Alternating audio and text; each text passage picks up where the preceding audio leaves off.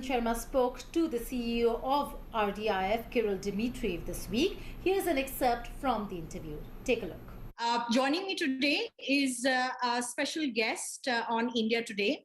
It's Mr. Krill Dmitriev, who is the CEO of the Russian Direct Investment Fund, the company, the man behind the Sputnik-V that has now been approved by the Indian drug regulators. It's a milestone for India, as India will be looking at a third vaccine right after Covaxin as well as Covishield. So thank you so much for joining us on India Today. Is it as big a milestone for India to get its third vaccine as it is for Russia to be getting this drug regulation authority of emergency use authorization today? Yes, well, I think it's a great win for India. It's a great win for Russia. We actually call Sputnik-V a Russian-Indian vaccine because we've been working very closely with your scientists and with your production companies. And lots of the production of Sputnik-V is going to be based in India. So today's decision by your expert committee to recommend a Sputnik's approval is very important because it is also based on independent clinical trials in India. So not only on Russian data, not only on data from other markets, but on specific, very successful clinical trials in India.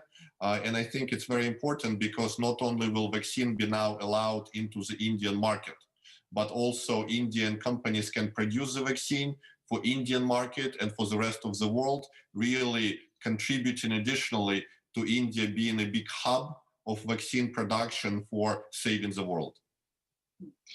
What is the production rollout that you are currently looking at from India? Because we are trying to ramp up production for Covishield, which is the AstraZeneca vaccine in India. We're also looking at ramping up production for Covaxin. So what are the plans of RDIF with Gamaleya as well as the Indian companies? How many companies are you going to be working with in India to expedite production of the vaccines here? So we already announced partnerships with 5 companies who will be producing vaccine, and we are looking forward to add more of manufacturers. We believe that we will produce more than 500 million doses in India a year, and actually this number can even be higher. And I think this is really great testament to the success of Prime Minister Modi's program of your government to really build great vaccine production capability. When we were looking around the world, we saw that India is really a leader in the world in terms of vaccine production capability, and it proved to be a very correct decision. So we are looking forward to Indian companies producing a very big portion of Sputnik vaccine for the rest of the world.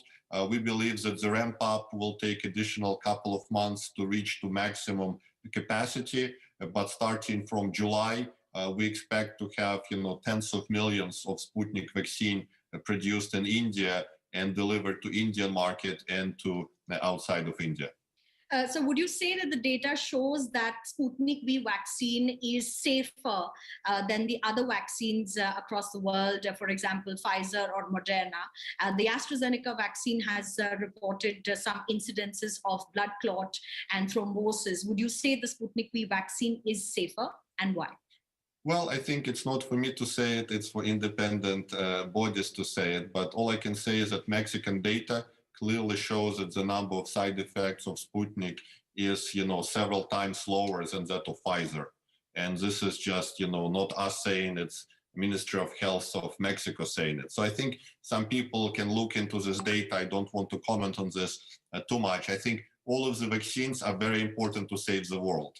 And it's very key, I think, very simple advice. Whatever vaccine is available should be used because all of the vaccines that are currently out there are playing a key mission to save lives. So, we should not be trying to push, our vaccine versus others.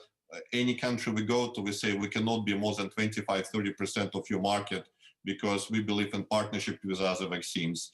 We believe that we should work together and each country should have a portfolio